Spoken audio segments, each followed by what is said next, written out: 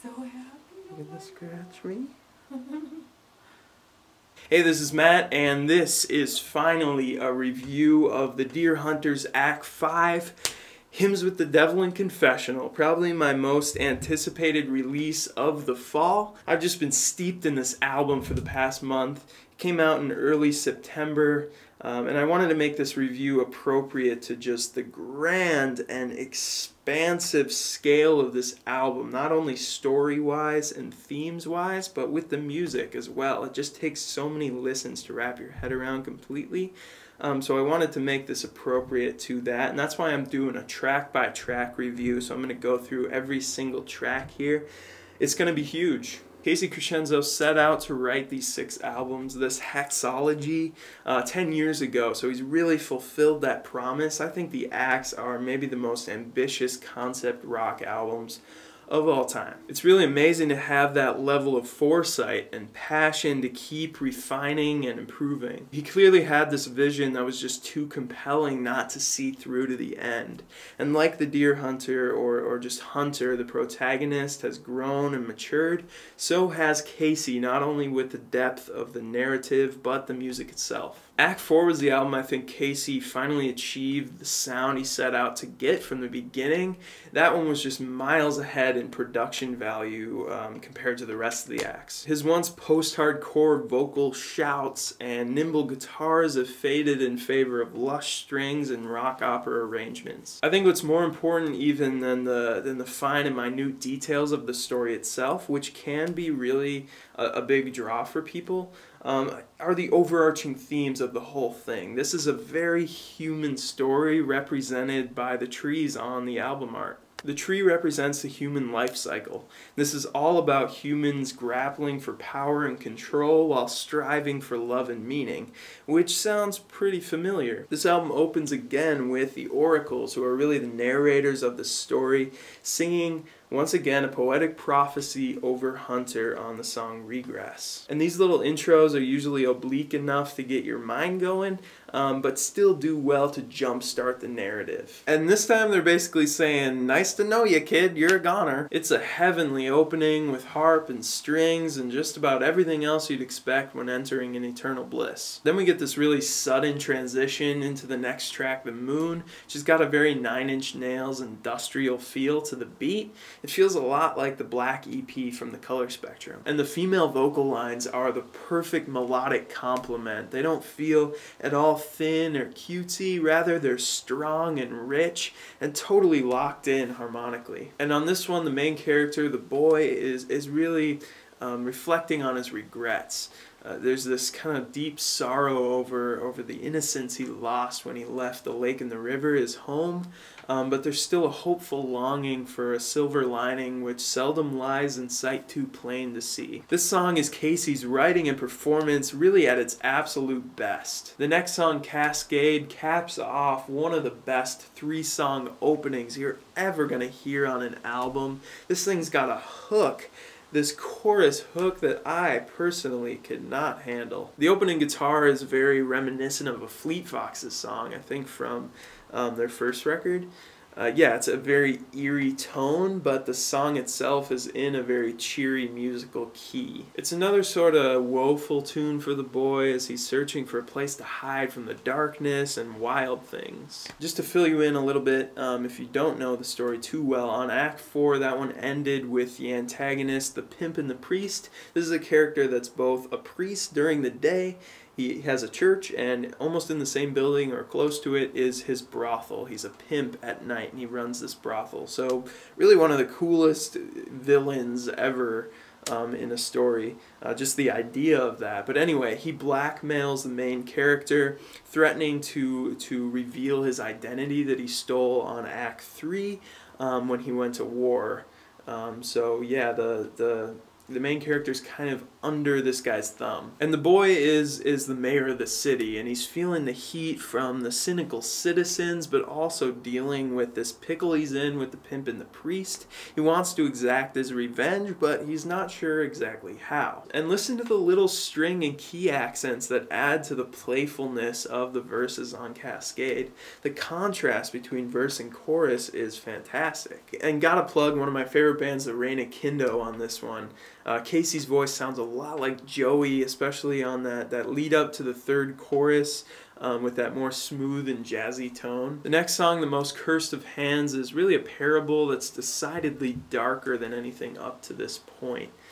With that western guitar shimmer and slow and steady picking. There's this clever lyrical connection between the river in the story and the river in this game of cards between the gambler and the devil, who really equate to our two dueling characters. Hunter, or the boy, or the gambler here, is winning this metaphorical card game over the devil, who offered his soul as the wager. So even though there's this apparent victory, what's actually happening is the boy's becoming his own enemy. This is a recurring theme in this story, that the boy wins but realizes what he was shooting for really wasn't what's best for him, or wasn't at all justified. This vinyl package, along with being a really striking cover, a great minimalistic inside gatefold, also comes with this little teaser booklet, which is kind of a teaser for the graphic novels coming up. It includes this little story of the gambler and the devil,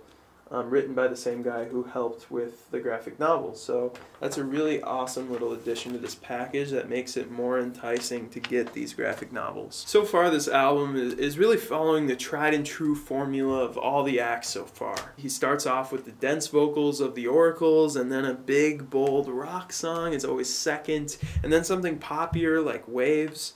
And then we get into the story a little deeper with something a little more shadowy and less immediate. The next song, The Revival, is another Night on the Town-esque, bombastic sax song with hints of lounge jazz and surf rock from the 50s. The big, flashy, exciting parts of this song relate to the Dime, which is the brothel in the story, opening back up for business. And the boys section in the middle finds him referencing Esau from the biblical book of Genesis. Melpomene is a dainty little track that sees the boy reuniting with misleading his love from the second act.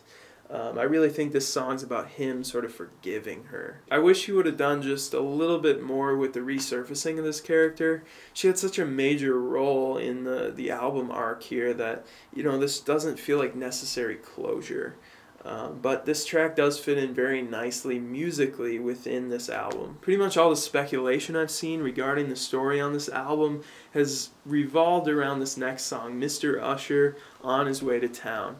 Who is this character, Mr. Usher, and how does he play a part in this? I think Casey's confirmed that this guy is a third party who doesn't really have a horse in this race between the two main characters.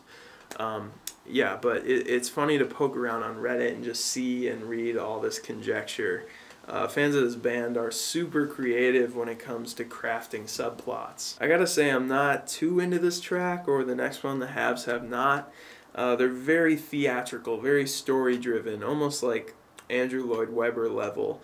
And yeah, I think they're objectively well-written tracks, but if I find myself skipping any on the album, it's these two. I do think the addition of Gavin Castleton was awesome, not only on the vocals on that duet, but on his jazz piano solo on Mr. Usher.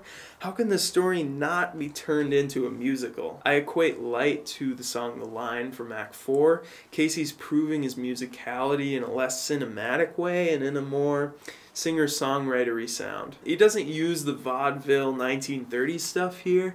He's clearly going for something a little more intimate. The lyrics and music were obviously connected from the moment this concept was conceived. I really wish there were more songs like Gloria on this album.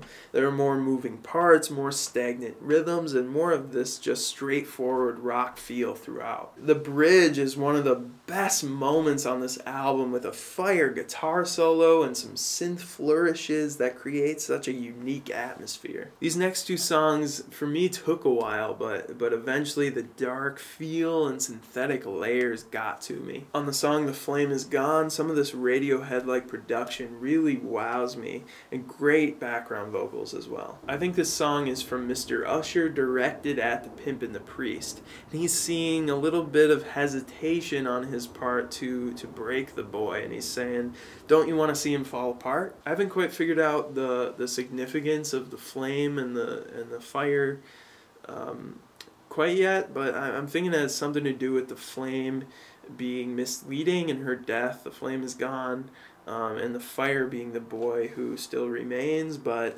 anyone who kind of has a better idea of that symbolism in there, comments. The Fire Remains is the album's standout for me. Casey's brother on the drums enhances those thick bass thuds. And this drummer is a really humble but essential piece of this sound. There's tons of character in these parts and they feel so well thought out. The most incredible lyrics I've seen in a Deer Hunter song. Seriously. Go read them and be amazed. It's all about this literal fire of the dime going up in flames, which has been foreshadowed really since the beginning. But it's also, there's a little bit of Freud in there. The boy's id is winning over his ego. And then there's the symbolic rising out of the flames like a phoenix, making amends and burning all the memories that haunt the boy and hold him down. Jeez, this is gonna be my longest review. Yeah, the song The March, that's actually one he opened the concert with. It's just got so much energy to it. It's an epic uprising as the Pimp and the Priest is inciting the mob to grab their torches and grab their rocks and follow the boy and hunt him down into the night. This character, the Pimp and the Priest, obviously is charismatic enough to have this much influence over all these people. Musically, The March brings back this beat from Smiling Swine, which is kind of like the ELO song, Mr. Blue Sky. It's also got the old Haunts chorus from Act 4 and the western stomp of The Most Cursed of Hands, two of the more obvious reprises among many subtle ones throughout the album. There are some momentous chord progressions in these final two songs. On Blood, I love that rippling effect on Casey's voice as he sings that, if I fall into the ocean. These last two songs are under a little more dispute as far as the story goes. Yeah, most that I've seen are kind of certain that the boy actually kills the Pimp and the Priest. I think there's evidence of that in the music, as the horns that usually, signify the pimp's presence are kind of fading at the end of the song. Then, there are other theories.